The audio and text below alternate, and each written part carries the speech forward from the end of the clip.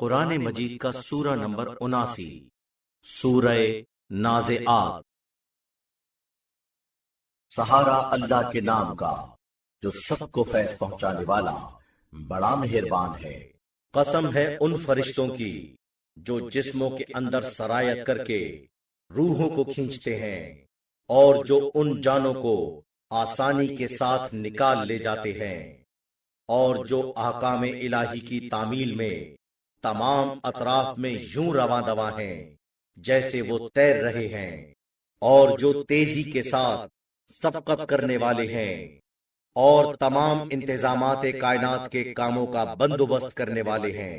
جس دن ایک بڑا زلزلہ آ جائے گا اور اس کے بعد ہنگامہ خیز مصیبت رونما ہوگی، کچھ دل اس دن لرز رہے ہوں گے، نگاہیں ان کی جھکی ہوئی ہوں گی۔ وہ کہیں گے کہ کیا ہم پہلی ہی صورت میں دوبارہ لائے جائیں گے؟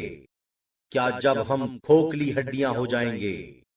انہوں نے پھر کہا کہ یہ واپسی تو بڑے خسارے کی بات ہوگی، حالانکہ بس ایک پرزور ڈانٹ پڑے گی، جس کے بعد کھلے ہوئے قیامت کے میدان میں وہ کھڑے ہوں گے۔ کیا تمہیں موسیٰ کے واقعے کی خبر پہنچی ہے جب ان کے پروردگار نے انہیں مقدس طوٰ کی وادی میں پکارا؟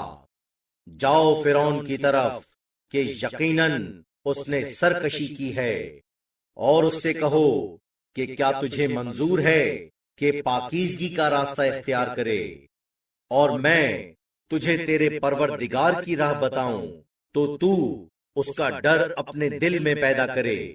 تو انہوں نے جا کر اسے بہت بڑی نشانی دکھائی، تو اس نے جھٹلایا اور نافرمانی کی، پھر پلٹا اور ان کی مخالفت میں سرگرمی دکھانے لگا، اس طرح کہ اس نے مجمع کیا اور بلند آواز سے کہا کہ میں تمہارا بہت بڑا پروردگار ہوں۔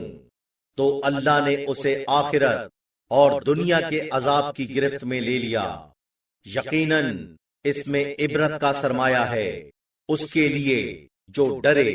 کیا تم لوگوں کا پیدا کرنا زیادہ سخت مشکل کام ہے، یا آسمان جس کو اس نے بنایا، اس کی چھت کو اونچا کیا اور اس میں توازن قائم کیا، اور اس کی رات کو تاریک بنایا اور اس کے دن کو نمودار کیا، اور اس کے بعد زمین کو بچھونا اس نے بچھایا، اس میں سے اس کا پانی برآمد کیا اور چرنے کے قابل نباتات نکالے، اور پہاڑوں کو جما دیا، تمہارے اور تمہارے مویشیوں کے لیے سامان زندگی کے طور پر۔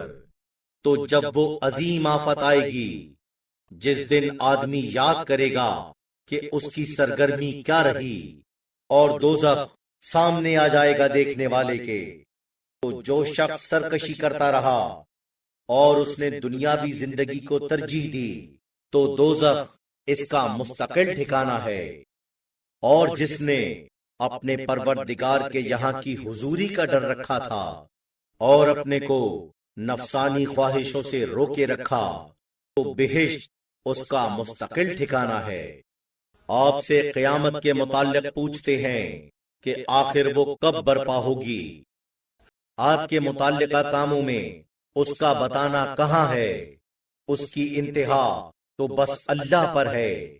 آپ تو بس جو اس کا تصور رکھے اسے اس سے ڈرانے والے ہیں۔